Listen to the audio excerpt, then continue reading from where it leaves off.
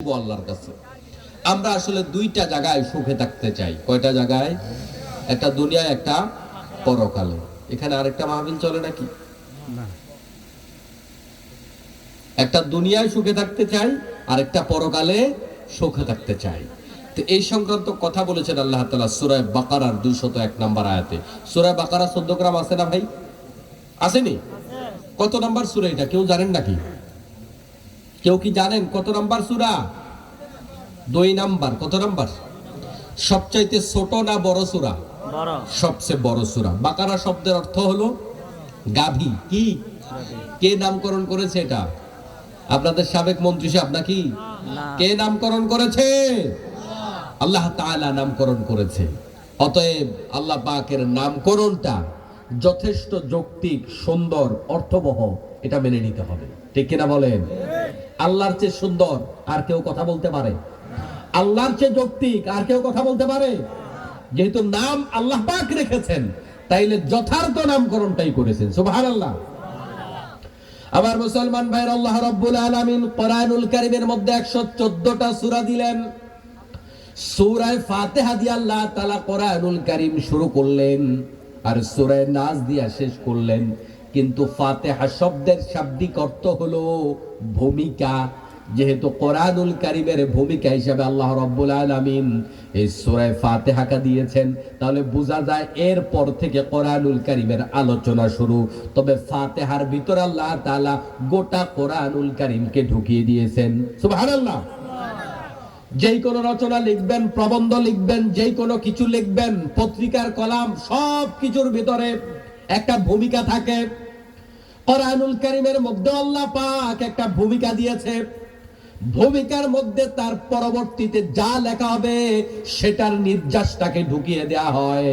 এজন্য গোটা কোরআনুল কারীমের নির্যাস হলো সূরা ফাতিহা। এবার আলোচনা শুরু হলো সূরা বাকারা থেকে। বাকারা মানে গাভী তথা জন্তু, জানোয়ার। আর সূরা নাস মানে হলো মানুষ। মানুষের নামে আল্লাহ পাক সূরা দিলেন, ওটা সবার শেষে দিলেন। তাহলে শুরু করলেন জানোয়ার দিয়া, শেষ করলেন মানুষ দিয়া। এই যে সিরিয়ালটা আল্লাহ পাক করলেন, এটা কি রাসূল করেছেন না স্বয়ং আল্লাহ পাক করেছেন? আল্লাহ জানোয়ার দিয়া কোরআন শুরু করলেন, মানুষ দিয়া শেষ করলেন। এটার মানেটা কি? কোরআনুল কারীম এত বড় জামে মানা কিতাব, এটার প্রত্যেকটা শব্দের মধ্যে শিক্ষা আছে, প্রত্যেকটা বর্ণের মধ্যে শিক্ষা আছে। কোনটাকে কিভাবে সিরিয়াল করেছে এটার মধ্যে শিক্ষা আছে। যেটার অর্থ বোঝা যায় এটার মধ্যেও শিক্ষা আছে, যেটার অর্থ বোঝা যায় না এটার মধ্যেও শিক্ষা আছে। সুবহানাল্লাহ। কোরআনুল কারীমের মধ্যে কিছু হরফ আছে, হরফে মুকাত্তাআত, বিচ্ছিন্ন হরফ, কাফ, সাদ, নুন, আলিফ লাম মিম। এগুলার অর্থ আল্লাহ ছাড়া আর কেউ জানে না। যেটার মধ্যে আল্লাহ ছাড়া অর্থ আর কেউ জানে না, যেটার অর্থ সেটার মধ্যেও শিক্ষা আছে। সুবহানাল্লাহ। ও মুসলমান ভাইরা, তাহলে রব্বুল আলামিন যেভাবে সেট আপ করলেন, আগে দিলেন জানোয়ার, তারপরে সবার শেষে দিলেন মানুষ। এর মধ্যে আমাদের জন্য কি মেসেজ? কারণ হলো বন্ধুগণ, যিনি কোরআনুল কারীমটা শুরু থেকে শেষ পর্যন্ত মানবেন তিনি প্রকৃত মানুষ। কোরআন যিনি শুরু থেকে শেষ পর্যন্ত মানতে পারবেন না, যে ব্যক্তি কোরআন মানে না, ওই ব্যক্তি মানুষ না। মানুষের ঘরে হইলেই মানুষ হয় না, মনে রাখবেন। গরুর ঘরে গরু হয়, ছাগলের ঘরে ছাগল হয়, হাঁস মুরগির ঘরে হাঁস মুরগি হয়, কিন্তু মানুষের ঘরে মানুষ হয় না। মনুষ্যত্ব আপনাকে অর্জন করে নিতে হয়। এখন ওই মনুষ্যত্বের জ্ঞানটা আপনি পাবেন কোথায়? মনুষ্যত্বের শিক্ষাটা পাবেন কোথায়? মানবতার শিক্ষা কোথায় পাবেন? সেটা কোরআনে পাবেন। কোরআনের চাইতে মানবতার শিক্ষা এই জমিনে আর কোন ধর্ম দেয় না। এই জন্য দেখবেন আমেরিকা আমাদেরকে মানবতা শিখাইতে আসে, কিন্তু এই দুনিয়াতে যত জায়গায় মানবাধিকার লঙ্ঘন হয় সবগুলার সমর্থনকারী আমেরিকা। যত জায়গায় মানবাধিকার লঙ্ঘন হয় ওই ভারত আমাদেরকে মানবাধিকার শিখাইতে আসে। এই বাংলাদেশে যত খুন হয়, যত গুম হয়, সবগুলোর সাথে এককভাবে ভারত জড়িত। ও মুসলমান ভাইরা, তাহলে ওরা আমাদের মানবতার সবক দেয়, ওরা এই মানবাধিকার সবচাইতে বেশি লঙ্ঘন করে। ওরা মানবাধিকারের কথা বলতে আসে বাংলাদেশে, কিন্তু ওরা ইসরায়েলে মানবাধিকার দেখে না। তাহলে বোঝা গেল প্রকৃত পক্ষে মানবাধিকারের কথা বলে কোরআন, মানবাধিকারের কথা বলে ইসলাম। এই জন্য ওই মানবাধিকারের জ্ঞান অর্জন না করে, মনুষ্যত্ব অর্জন না করে মানুষ হওয়া যাবে না। আপনার বাবা মানুষ, তাই আপনিও মানুষ হবেন। আপনার বাবা মুসলমান, তাই আপনিও মুসলমান হবেন। এটা মনে করবার কোনো কারণ নাই। মনুষ্যত্ব অর্জন করে নিতে হয়, মুসলমানিত্ব অর্জন করে নিতে হয়। কোথা থেকে অর্জন করবেন? কোরআন থেকে। এই জন্য যিনি কোরআন শুরু থেকে শেষ পর্যন্ত মানবেন, তিনি প্রকৃত মানুষ হবেন। যিনি কোরআন মানবেন না, তিনি মানুষ থাকতে পারে না। তিনি জন্তু, জানোয়ার, বালহুম আদল, তার চাইতেও খারাপ। সুশীলরা আবার খেপে যাবে, হুজুর কোরআন না মানলে খারাপ। আপনারা এত অ্যাগ্রেসিভ। আপনি আল্লাহর খাইতেছেন, আল্লাহর পড়তেছেন, এক সেকেন্ড অক্সিজেন ছাড়া আপনি বাঁচতে পারেন না, এক সেকেন্ড আল্লাহর নিয়ামত ছাড়া আপনি বাঁচতে পারেন না। 24টা ঘন্টা নিয়ামতের মধ্যে হাবুডুবু কাচ্ছেন। ওয়া ইন তাউদ্দু নিয়ামাতাল্লাহি লা তুহসুহা। আল্লাহ কয় বান্দারে, আমার নিয়ামতের মধ্যে 24 ঘন্টায় এমন ভাবে তুমি হাবুডুবু খাও, খাতা কলম নিয়ে যদি লিখতে শুরু করো কয়টা নিয়ামত আমি আল্লাহ তাআলা দিয়েছি, তোমার জীবন পার হয়ে যাবে, নিয়ামত লেখা শেষ হবে না। এত নিয়ামত খাইবা, আল্লাহর কথা মানবা না, তাহলে তুমিও মানুষ না তো কি? তার সব খাইবা, তার সব পড়বা, তার নিয়ামত ভোগ করবা, তার দেয়া পাও দিয়ে হাঁটবা, তার দেয়া হাত দিয়ে লেখবা, তার দেয়া চোখ দিয়ে দেখবা, তার দেয়া অক্সিজেন খাইয়া বাঁচবা, তার ভাত খাইয়া বাঁচবা, তার সব ভোগ করবা, তারে মানবা না। তোমার মতো অমানুষ, অকৃতজ্ঞ আর কি হতে পারে? এজন্য কোরআন যারা মানে না তারা মানুষ থাকে না। আল্লাহ রাব্বুল আলামিনের জন্য শুরুতে দিলেন জানোয়ার, শেষে দিলেন মানুষ। আপনি কোরআনুল কারীম শুরু করলেন, এখনো প্রকৃত মানুষ হন নাই। কোরআন যদি মানতে পারেন তবেই আপনি মানুষ হয়েছেন। সুবহানাল্লাহ। বলছিলাম আমার মুসলমান ভাইয়েরা, আমরা দুইটা জিনিস চাই। সমাজের সাথে মিলিয়ে কিছু কথা বলতে চাই। স্বাধীনতার 54টা বছর পার হয়ে গেল। বলেছিলাম আলোচনার শুরুতে আমরা দুইটা শান্তি চাই। একটা, আমরা যতদিন বেঁচে থাকবো জমিনের মধ্যে ততদিন শান্তিতে থাকতে চাই।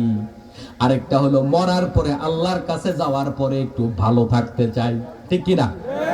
আল্লাহ রাব্বুল আলামিন সূরা বাকারার 201 নম্বর আয়াতে বলছেন, ওয়া মিনহুম মান ইয়াকুলু রাব্বানা আতিনা ফিদ দুনিয়া হাসানাতাও ওয়া ফিল আখিরাতি হাসানাতাও ওয়া কিনা আযাবান নার।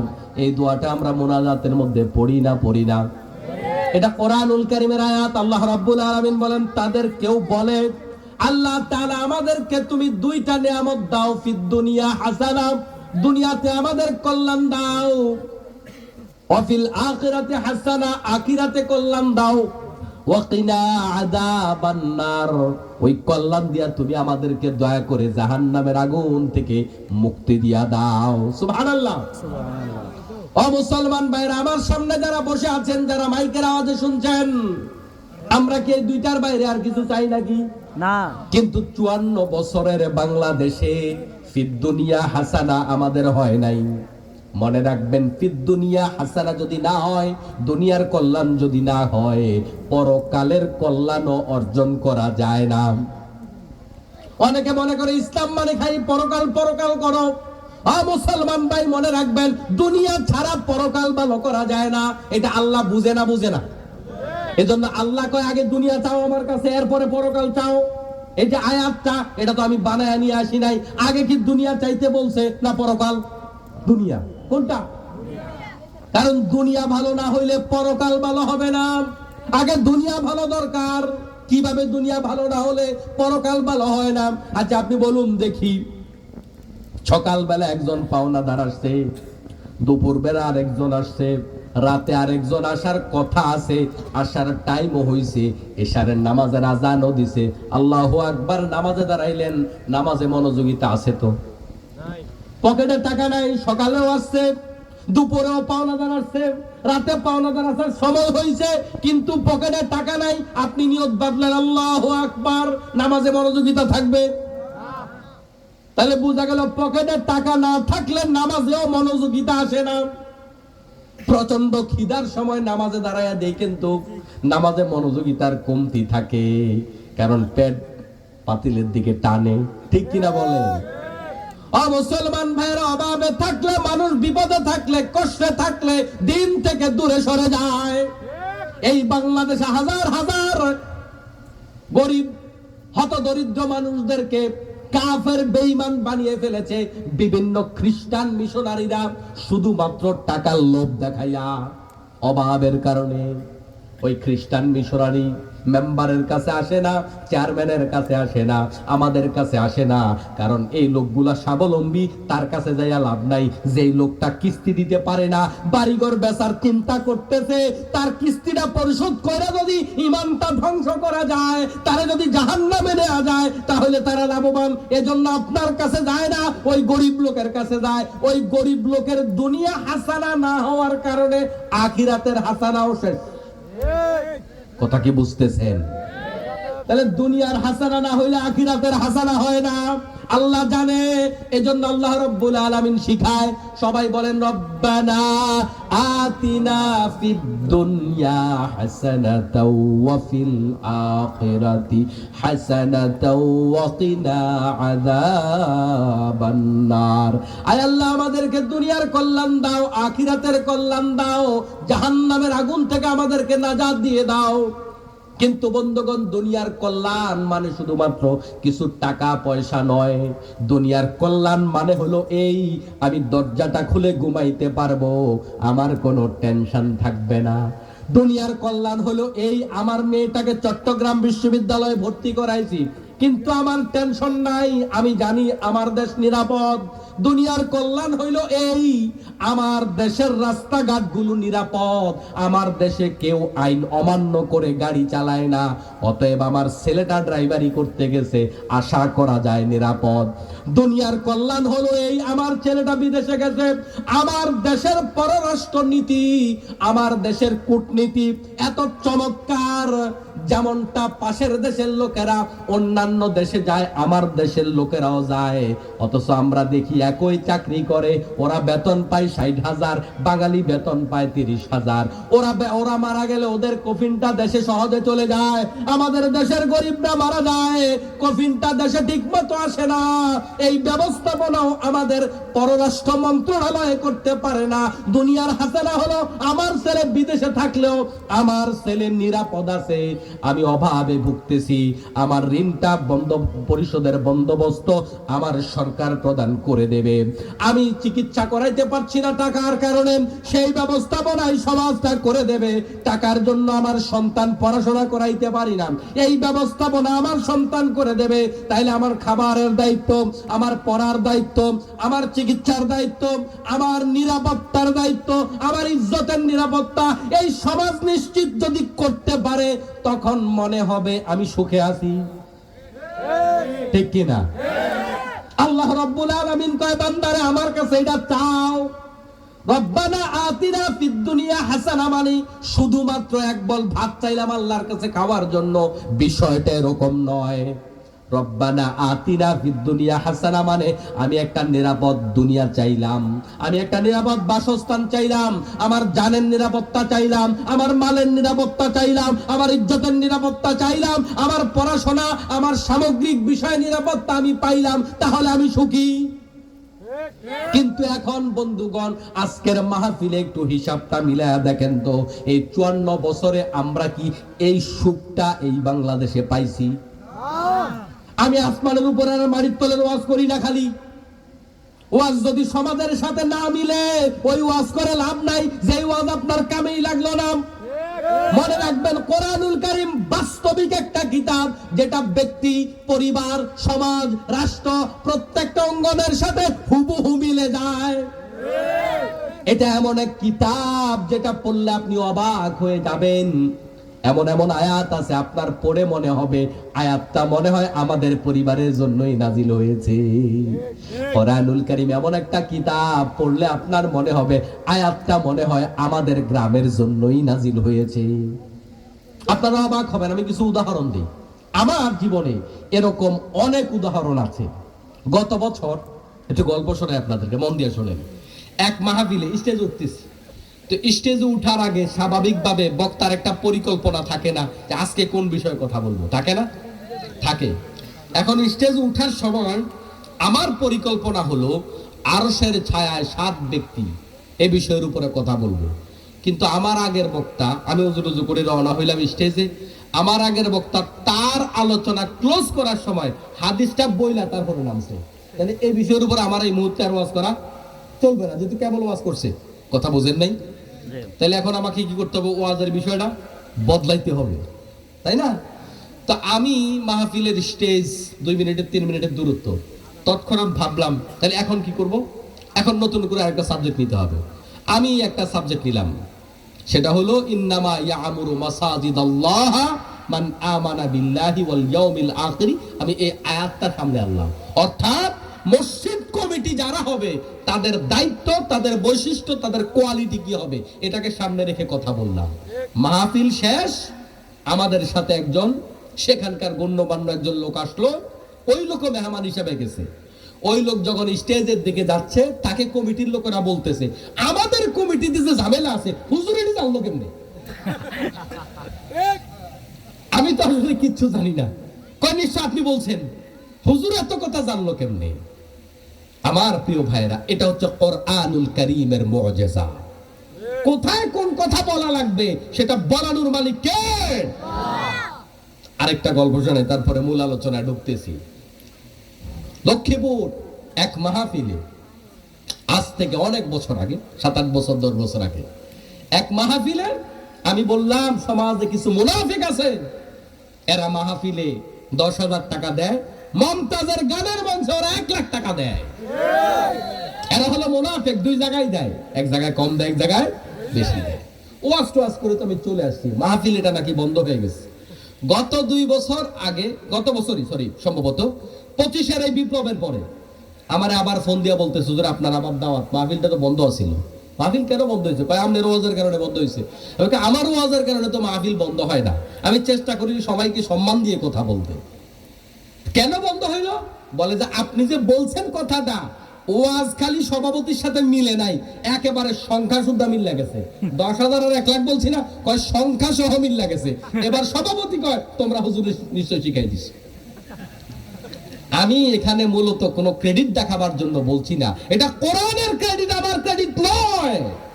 আল্লাহ রাব্বুল আলামিন এক আজীব কিতাব আমাদেরকে দিয়েছে, আপনি পড়ে দেখেন আপনার সাথে কিভাবে মিলে। মাঝে মাঝে দেখবেন অনেক মাহফিল বন্ধ হয়, কয় হুজুর আঙ্গরে খোঁচা দিছে, হুজুর আঙ্গ দলের বিরুদ্ধে কইছে, আঙ্গ পীরের বিরুদ্ধে বলছে। আসলে বাস্তবে তা নয়। এই কোরআনুল কারীম এতটা জীবন্ত, আপনি অপরাধী হয়ে থাকলে এর কথাগুলো আপনার বিপক্ষে যাবে, আপনার দলের বিপক্ষে যাবে, আপনার আদর্শের বিপক্ষে, আপনার বাবার বিপক্ষে, আপনার পীরের বিপক্ষে যাবে। তখন আপনি খেপে যান আর কোন হুজুর আমার বিরুদ্ধে করছে, আপনার বিরুদ্ধে করে নাই। এগুলা কোরআনুল কারীমের মুআজিজা। সুবহানাল্লাহ। এই কথাগুলো হজম করতে হবে।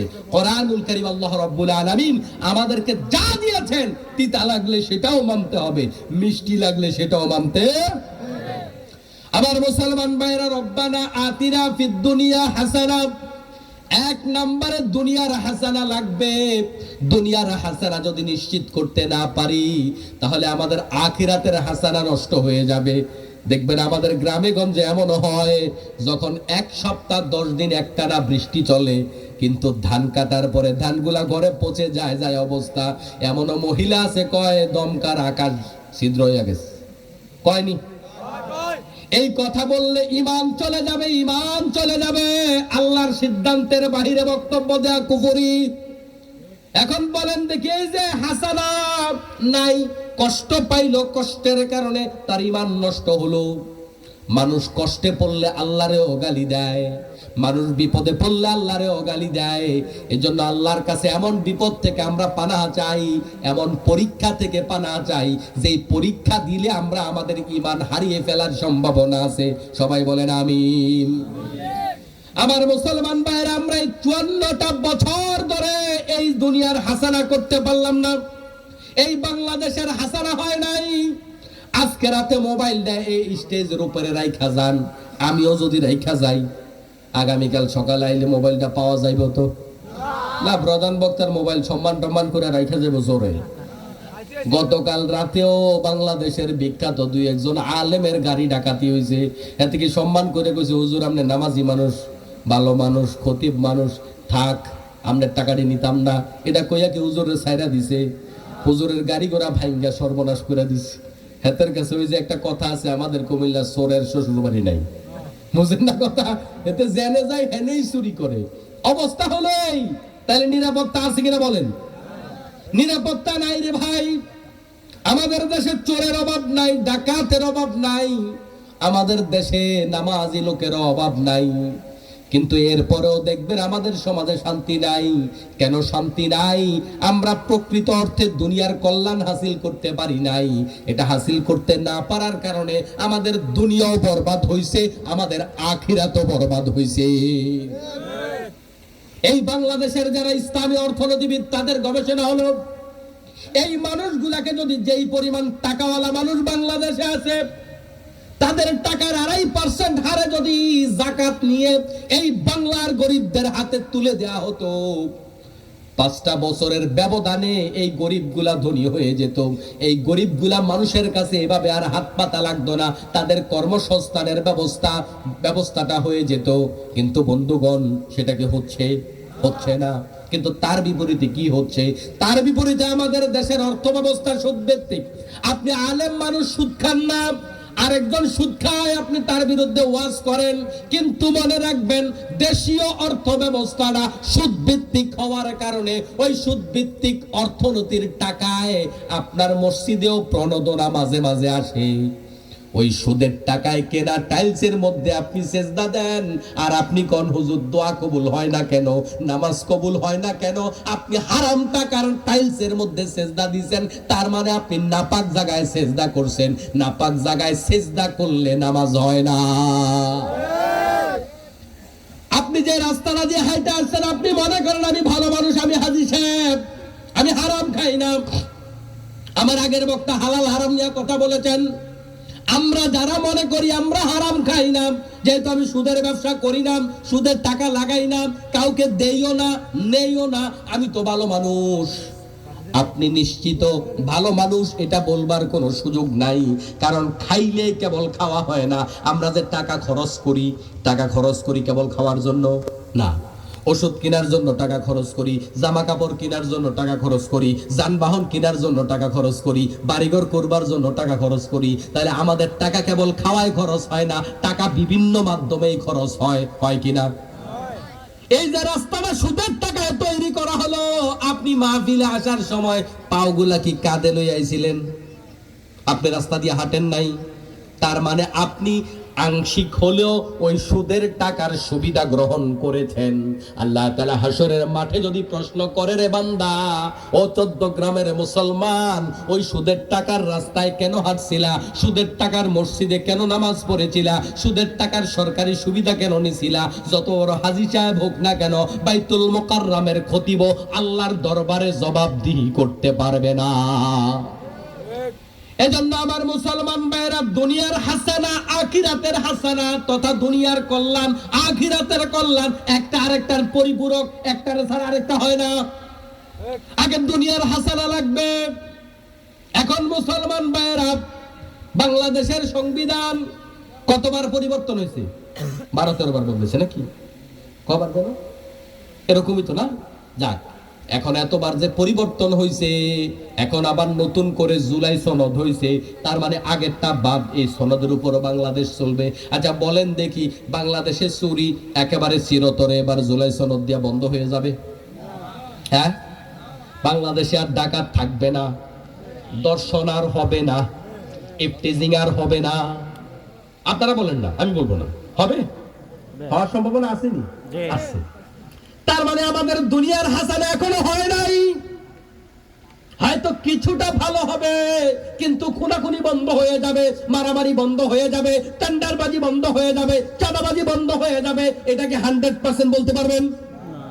তো 54 বছরে কতটা জেনারেশন পার হয়ে গেছে আমাদের।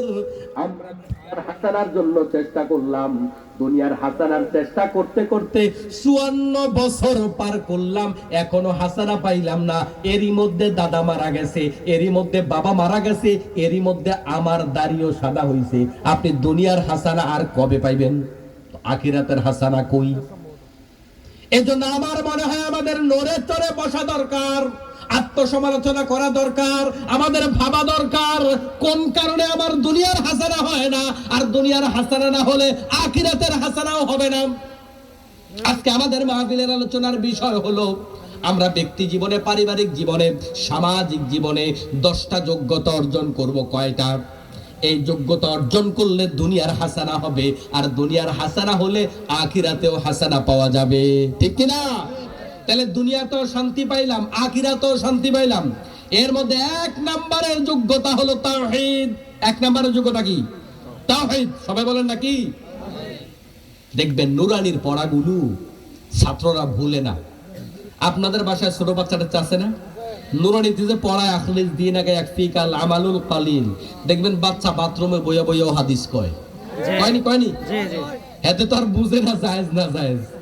কিন্তু এই যে পড়াইছে, আমরা 96 সালে যখন মাদ্রাসায় ভর্তি হয়েছিলাম স্কুল থেকে গিয়ে, তখন আখলিস দিন আকা পড়ছি, এখনো পর্যন্ত হাদিস তো এটা ভুলি নেই। জানুয়ারিতে পড়াইছে, একটাও ভুলি নাই হাদিস, এখনো মুখস্থ আছে। কিন্তু গতকাল যেটা মুখস্থ করছি, আজকে ওয়াজ করার জন্য আয়াত হাদিস মুখস্থ করি না তো, মুখস্থ করছি যেটা কালকে মুখস্থ করছি, আজকে নাই। কিন্তু আজ থেকে 30 বছর আগে যেটা মুখস্থ করছি ওইটা এখনো মনে আছে। তার মানে যেটা ওস্তাদ মুখে মুখে বারবার পড়ায় ওইটা মানুষ ভুলে না। এজন্য মুখে মুখে বলার গুরুত্ব বেশি। এটা তো ক্লাস, এটা তো জারি গানের কোনো মঞ্চ না। এজন্য আমি আপনাদের দৃষ্টি আকর্ষণ করি, কথা বলতে হবে, জবাব দিতে হবে। 1 নাম্বার যোগ্যতা হচ্ছে তাওহীদ। 1 নাম্বার যোগ্যতা কি? তাওহীদ মানে একত্ববাদ, আল্লাহকে এক বলে স্বীকৃতি দেয়া, আল্লাহর একত্ববাদে বিশ্বাস করা। এটা শুধু এতটুকু বলার মধ্যেই সীমাবদ্ধ নয়, হৃদয় থেকে ধারণ করা, আল্লাহ ছাড়া আমার আর কোনো রব নাই, আল্লাহ ছাড়া আমাকে কেউ বিধান দিতে পারে না, আল্লাহ ছাড়া আমি কাউকে ভয় পাই না, আল্লাহ ছাড়া আমাকে কেউ খাওয়ায় না, আল্লাহ ছাড়া আমাকে কেউ পড়ায় না, আল্লাহ ছাড়া আমাকে কেউ মারতে পারে না, আল্লাহ ছাড়া আমাকে কেউ বাঁচিয়ে রাখতে পারে না। আল্লাহ রাব্বুল আলামিনের উপরে আমার সবচেয়ে বেশি তাওয়াক্কুল। এই আল্লাহর উপর ঈমানটা এভাবে আনতে হবে। আমরা তো মনে করি আমরা আল্লাহর উপর ঈমান আনছি মানে আল্লাহকে আমরা এক হিসাবে মানি, জানি, এতটুকু বলার মধ্যে সীমাবদ্ধ নয়, বরং প্র্যাকটিক্যালি হৃদয় থেকে ধারণ করতে হবে আল্লাহ ছাড়া কাউকে ভয় পাবো না। আল্লাহ ছাড়া কাউকে ভয় পাওয়া এক ধরনের শিরক।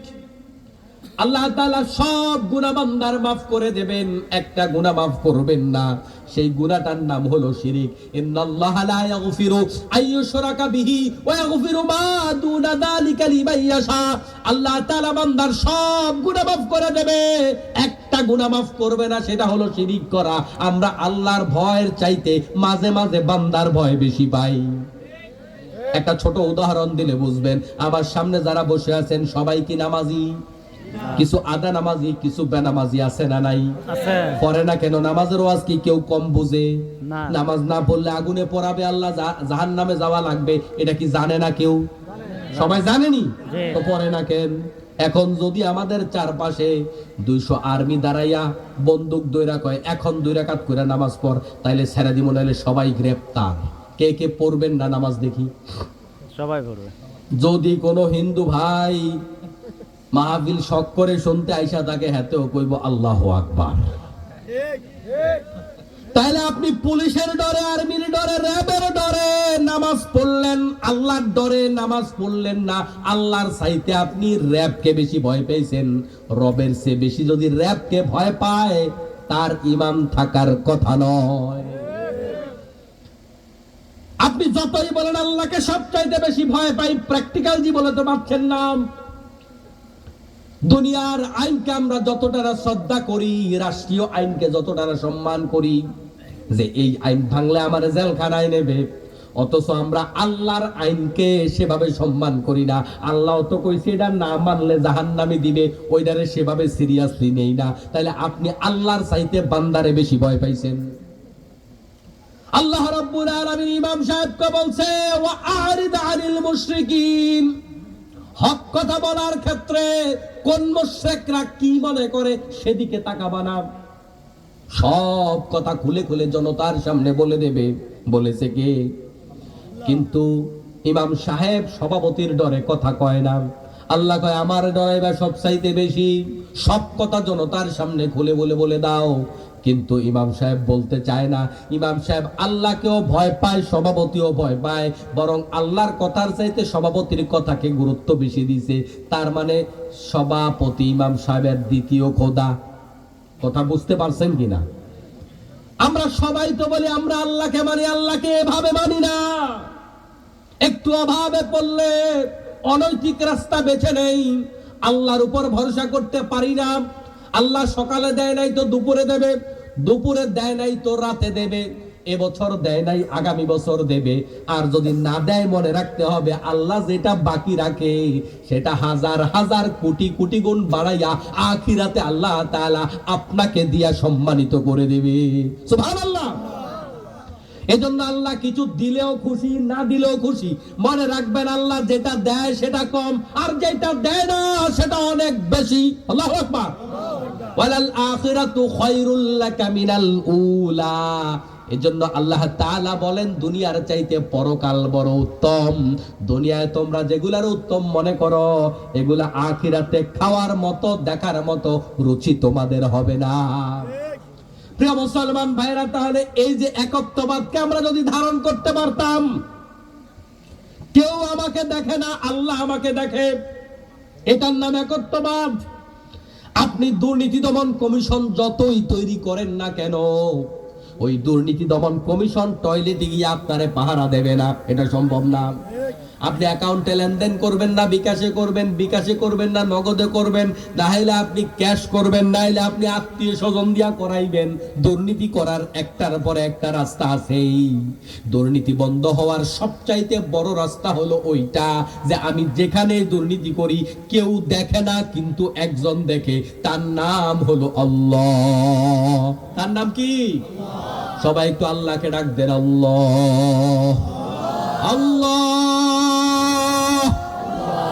আল্লাহকে হৃদয় থেকে একটু লম্বা করে টান দিয়া দেখেন, বুকের ব্যথাটা হালকা হয়ে গেছে। আল্লাহ রাব্বুল আলামিনের এই সুন্দর নাম, এটার ভিতরে বান্দার জন্য হার্টের চিকিৎসা আছে। সুবহানাল্লাহ। মুসলমান ভাইরা, তাহলে এই যে দুর্নীতিগুলা বন্ধ করতে আমরা চাই, দুনিয়ার হাসানা চাই, ওই দুর্নীতি বন্ধ করবার সবচাইতে বড় অস্ত্র হলো আল্লাহর ভয়। কারণ পুলিশ কতক্ষণ পাহারা দিবে? আর আমরা এটাও তো জানি বাংলাদেশ তো ওই দেশ যেই দেশে দুর্নীতি দমন কমিশনের কর্মকর্তারা দুর্নীতির কারণে গ্রেফতার হয়। হয়েছে না? হয়েছে না? তো হে দুর্নীতি দমন কমিশনের নেতা কর্মচারী, সেও গ্রেফতার হয়েছে দুর্নীতির কারণে। অতএব বোঝা গেল মানুষ মানুষকে অন্যায় থেকে ফিরায় রাখতে পারে না, আল্লাহর ভয় মানুষকে অন্যায় থেকে ফিরায় রাখতে পারে। এজন্য ইলমে দ্বীনের চর্চা করা দরকার, তাওহীদের প্রচার করা দরকার। আল্লাহর ভয় যদি মানুষের ভিতরে ঢোকে তাহলে দুনিয়াটা কল্যাণকর হবে। সরকারি কর্মচারী কর্মকর্তাদের পেছনে দুর্নীতি দমন কমিশন গড়ে, কিন্তু আপনি যে আইন কাটেন এটার পিছনে তো দুর্নীতি দমন কমিশন নাই। ওই জায়গায় যদি আপনি এই অপরাধ থেকে বাঁচতে চান, আপনার অন্তরের ভিতরে এটা বদ্ধমূল করতে হবে। এই যে আমি এক কোদাল মাটি কাটলাম, এটার 7 স্তবক, মানে আপনি এটা মনে করেন না যে 7 কোদাল। 7 স্তবক মানে বিজ্ঞান বলছে এই জমিনের মধ্যে 7টা স্তর আছে, 7টা লেয়ার আছে। এই 7 স্তবক যদি নিচের দিকে যান, কত হাজার হাজার টন মাটি হবে, ওই সবটা আপনার মাথার উপরে উঠায় দেওয়া হবে। আপনি